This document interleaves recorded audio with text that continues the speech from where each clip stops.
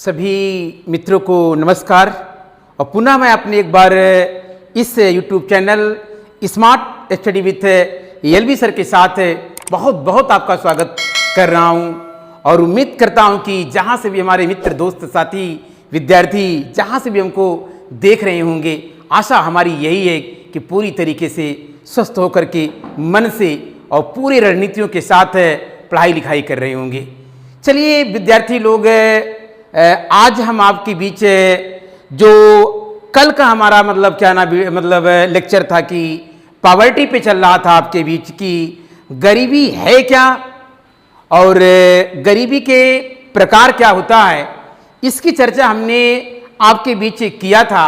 अर्थात आप पार्ट 1 में अगर जाके देखेंगे तो पूरी तरीके से हमने कॉन्सेप्ट क्लियर किया था कि गरीबी है क्या और गरीबी कितने प्रकार की होती है। तो सिंपल सी बात है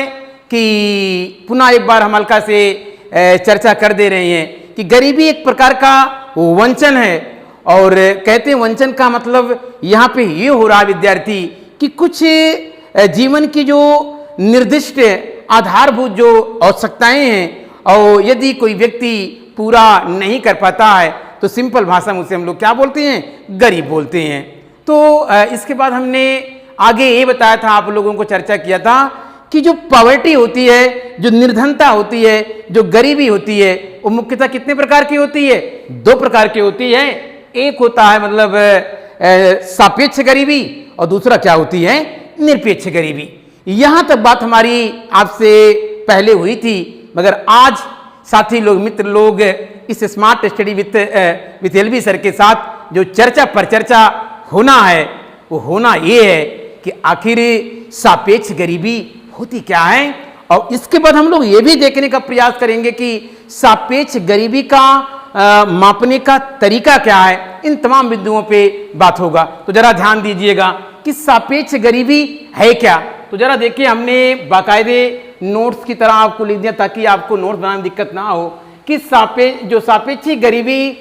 यह व्यक्त करती है कि समाज का एक वर्ग आय या उपभोग के स्तर की दृष्टि से संपूर्ण समाज या अर्थव्यवस्था के औसत आय उपभोग से नीचे है। सिंपली सी बात है, यहाँ पर किसी समाज के या किसी राष्ट्र के जो लोग हैं उनमें हम कहीं ना कहीं ये देखने की कोशिश करते हैं कि एक व्यक्ति का या एक समाज का या दूसरे समाज का वास्तव में कितना दोनों के बीच गैप है। अर्थात आप कह सकते हैं इस सापेक्षिक गरीबी के माध्यम से हम लोग यह ज्ञात करने की कोशिश करते हैं कि आखिर समाज में विषमता का स्तर क्या है। क्या है विषमता का स्तर? ऐसे प्रश्न आएगा विद्यार्थी लोग, याद करिएगा कि सापेक्षिक गरीबी तय करती है कि विषमता का स्तर। तो तुरंत आप इसी पे टिक करिएगा कि सापेक्षिक गरीबी कहीं ना कहीं इससे हमको जानकारी होती है कि वास्तव में कि समाज में या देश में या राष्ट्र में या विभिन्न आय वर्गों के बीच कितनी क्या नाम है कि विषमता का लेवल है, कितना असमानता है। इस असमानता का स्तर जो बताने वाला गरीबी का प्रकार है, इसी को हम लोग नाम क्या देते हैं, सापेक्ष गरीबी या रिलेटिव पॉवर्टी आप लोग जिसे कहते हैं। देखिए हमने साफ साफ यहाँ लिखा है, बहुत इंपॉर्टेंट बात हमने यहाँ लिखा है। देखिए सापेक्षिक गरीबी यह स्पष्ट करती है कि विभिन्न आय वर्गों के बीच कितनी विषमता है। क्या कह रहे हैं कि सापेक्ष गरीबी पूरी तरीके से ये डिफाइन करती है, ये कहीं ना कहीं एक कह लीजिए कि स्पष्ट करती है कि वास्तव में क्या नाम है कि विभिन्न आय वर्गों के बीच कितना विषमता है, कितना गैप है कि एक समुदाय से दूसरे समुदाय या एक समाज से दूसरे समुदाय समाज के बीच। तो कुल मिला जुला के याद रखिएगा मित्र लोग कि जो सापेक्षिक गरीबी होगी पूरी तरीके से ये तय करती है कि विभिन्न वर्गों के बीच विषमता का, डिस्पैरिटी का, असमानता का। जरूरी नहीं है कि विषमता लिखा है, इसको आप असमानता भी लिख सकते हैं, कोई दिक्कत नहीं है। क्या कह रहे हैं, असमानता, क्या बोल रहे हैं, असमानता लिख सकते हैं, कोई दिक्कत नहीं हो। जैसा ऑप्शन रहेगा उस तरह के साथ क्या करिएगा। तो सापेक्षिक गरीबी क्या स्पष्ट करती है, याद करिएगा कि विभिन्न आय वर्गों के बीच कितनी विषमता है या कितनी असमानता है, इसकी बात क्या नाम है कि कौन तय करता है, सापेक्षिक गरीबी। अब देखिए आगे मतलब अभी हमने कहा कि विभिन्न आय वर्गों, हम लोग करते क्या हैं, हम लोग इसमें ये करते हैं कि सापेक्षिक गरीबी में कि जो उच्च आय वर्ग क्या कर रहे हैं, उच्च आय वर्ग क्या कर रहे हैं, उच्च आय वर्ग का मतलब 5 से 10% के लोगों को लेते हैं, और जो निम्न आय वर्ग के लोग हैं क्या कर रहे हैं, निम्न आय वर्ग के लोग हैं, आय वर्ग के, उनका मतलब हिस्सा 5 से 10% लेते हैं। और इन्हीं में हम लोग क्या करते हैं, तुलनात्मक अध्ययन करते हैं। देखिए यहाँ पे लिखा है कि सापेक्षिक गरीबी के अंतर्गत जनसंख्या के निचले जो एकदम नीचे हैं, एकदम कह लीजिए कि बॉटम लाइन पे हैं 5 से 10% आय समूह की तुलना, और जो एकदम ऊपर के लोग हैं 5 से 10%, कितना 5 से 10% आप कह लीजिए, यहां देखिएगा 5 से 10%, यहां भी 5 से 10%, मगर यहां एक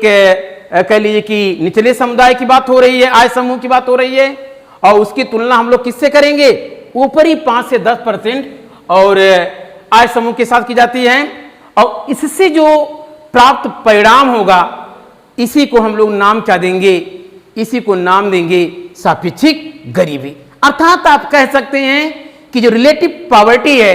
यह कहीं ना कहीं हमें यह बताती है कि आखिर मतलब क्या नाम है कि जो दो विभिन्न वर्ग हैं उन वर्गों के बीच आखिर मतलब क्या नाम है कि सापेक्षिक रूप से कितना मतलब विषमता है, कितना गैप है, कितना असमानता है, इसकी जानकारी हमें कहाँ से मिल पाती है, सापेक्षिक गरीबी से। अब बड़ी प्रॉब्लम यहाँ पे ये निकल के आती है, क्या वास्तव में जरा आपसे प्रश्न करें हम, क्या सापेक्षिक गरीबी के माध्यम से क्या हमें पता लगता है कि वास्तव में देश के किसी भी देश के अंतर्गत वास्तव में गरीबों की संख्या कितनी है, क्या मित्र लोग? और पता आपको है कि जब तक निश्चित रूप से गरीबों की संख्या नहीं पता होगा तो कैसे सरकार अगर मान लीजिए कोई उन तक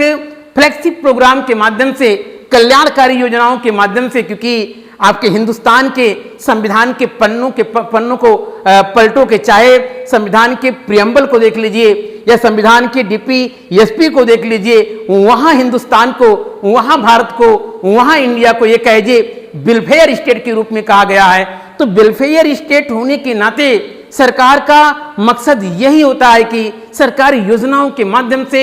सरकार मतलब प्लानिंग के माध्यम से, फ्लैगशिप प्रोग्राम के माध्यम से गरीबी को मतलब क्या ना सॉर्ट आउट करे। तो इसके लिए अगर मान लीजिए सरकार पहल करती है या कहीं मतलब योजना लाती है गरीबी को दूर करने के लिए, क्या इस सापेक्षिक गरीबी के या सापेक्ष गरीबी के माध्यम से क्या ये पता लग पाएगा वास्तव में कि मतलब वास्तव में कितने लोग गरीब हैं? हाँ, ये बात तय है कि स्तर पता लगेगा कि हाई लेवल और निम्न मतलब क्या नाम है कि लोग में कितना गैप है, कितनी असमानता है, कितनी विषमता है। मगर मित्र लोग, साथी लोग, याद करिएगा सापेक्षिक गरीबी की या सापेक्षिक माप की सबसे बड़ी प्रॉब्लम ये निकल के आती है कि इस सापेक्षिक गरीबी के माध्यम से ये तय नहीं हो पाता है कि आखिर मतलब क्या नाम है कि गरीबों की एग्जैक्ट संख्या है। जैसे आपने देखा होगा कि भारत सरकार ने उज्ज्वला योजना के माध्यम से गरीबों को मतलब क्या नाम है कि गैस सिलेंडर दिया, ताकि मतलब कि जो हमारी माताएं और बहनें जो घर में मतलब जो मतलब लकड़ियों से या मतलब क्या नाम है कि कह लीजिए तमाम प्रकार के ऐसे अवशिष्ट पदार्थ के माध्यम से कह लीजिए कि कहीं ना कहीं खाना बनाती थी और उसका जो मतलब धुआं निकलता था उनके स्वास्थ्य के लिए अच्छा नहीं था। तो भारत सरकार ने क्या किया कि कहीं ना कहीं गरीबों को मतलब क्या नाम है उनको उज्ज्वला योजना के अंतर्गत गैस सिलेंडर के माध्यम से एक लाभ पहुंचाने की कोशिश किया। और आपने देखा होगा कि जो 2021-22 का बजट है उसकी जो 8 करोड़ से 1 करोड़ और बढ़ाया गया है। जरा हमें ये आप बताइए, क्या इस सापेक्षिक गरीबी के माध्यम से अगर सरकार उज्ज्वला योजना के माध्यम से जो गैस सिलेंडर पहुंचाने का काम कर रही है घर घर उन गरीबों तक गरीबी दूर करने के लिए, क्या इसके माध्यम से दूर हो सकता है? नहीं, क्योंकि सापेक्षिक गरीबी में विषमता पता चलता है, विषमता का लेवल पता चलता है, मगर ये पता नहीं चलता है कि आखिर मतलब क्या ना कितनी संख्या में गरीब है। और इसी नाते एक दूसरे कॉन्सेप्ट का जन्म हुआ जिसे हम लोग क्या बोलते हैं कि निरपेक्ष गरीबी। अर्थात आप कह सकते हैं कि निरपेक्ष गरीबी के माध्यम से पूरी तरीके से ये तय होता है क्योंकि इसमें एक मानक चुना जाता है, एक मतलब पॉवर्टी लाइन मतलब क्या ना चुनी जाती है, एक मतलब आधार बनाया जाता है जिसके माध्यम से तय होता है कि कितनी संख्या में लोग गरीब हैं। और जब आपको संख्या पता हो जाए मित्र साथी लोग, तो निश्चित रूप से मतलब क्या नाम है कि भारत सरकार तमाम प्रकार के फ्लैगशिप प्रोग्राम के माध्यम से आप कह सकते हैं कि पॉवर्टी दूर कर सकते हैं। तो याद करिएगा, सापेक्षिक गरीबी से अगर प्रश्न आएगा ऐसे कि एमसीक्यू में कि सापेक्षिक गरीबी के माध्यम से क्या मतलब गरीबों की संख्या ज्ञात होती है, तो आप कह सकते हैं नहीं ज्ञात होती, क्योंकि सापेक्षिक गरीबी से विषमता पता लगता है, डिस्पैरिटी पता लगता है, असमानता पता लग सकता है, असमानता का डिस्पैरिटी का लेवल पता लगता है, मगर एग्जैक्ट जो मतलब क्या नाम है कि जो गरीबों की संख्या है वो पता नहीं चलती है। एक सबसे बड़ी मतलब क्या नाम है कह लीजिए सापेक्ष गरीबी की जो मतलब कह लीजिए कि कहीं न कहीं शॉर्टकमिंग है एक यही आती है कि इससे एग्जैक्ट गरीबों की संख्या पता नहीं लगता है। अब सिंपल सी बात है, इसके बाद जरा हम लोग और जो निरपेक्ष गरीबी होती है उसमें मतलब क्या नाम है कि सीधे सीधे ये पता लगता है कि वास्तव में किसी देश में मतलब कितनी संख्या में लोग मतलब क्या नाम है गरीब हैं। तो गरीबों की संख्या निरपेक्ष गरीबी के अंतर्गत पता चलता है। कैसे पता चलता है अगले क्लास में हम बताएंगे आपको क्या क्या मानक बनाए गए हैं भारत के संदर्भ में। चिंता आप ना करिए, माथे पे जरे से भी चिंता की लकीरें नहीं हो आपके पास, क्योंकि आप विजिट कर रहे हैं smart study with LB sir के साथ। तो बस आपको इतना याद रखना है कि सापेक्षिक गरीबी के माध्यम से हमको विषमता का स्तर ज्ञात होता है कि दो आय समूह के बीच हम लोग तुलना करते हैं, निचले 5 से 10% और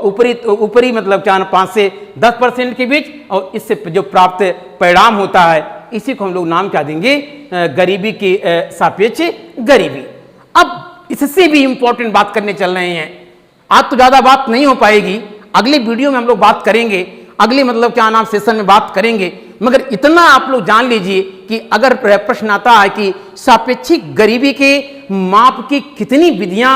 होती हैं, तो मित्र लोग साथी लोग याद करिएगा, सापेक्ष गरीबी की मुख्यतः मापने की 2 विधियां होती हैं। एक देखिए सामने एकदम लिखा हुआ है लॉरेंज वक्र विधि, और दूसरा क्या है गिनी गुणांक विधि। क्या कह रहे हैं, गिनी गुणांक विधि। 2 विधियां हुई सापेक्ष गरीबी मापने के लिए, पहला लॉरेंज वक्र विधि और दूसरा क्या है गिनी गुणांक। और मित्र लोग साथी लोग ये जो दोनों विधियां हैं इतना महत्वपूर्ण है टॉपिक, मतलब क्या नाम है कि आप कोई भी जितनी भी प्रतियोगी परीक्षाएं हैं उनके प्रश्न पत्रों को खंगाल लेंगे तो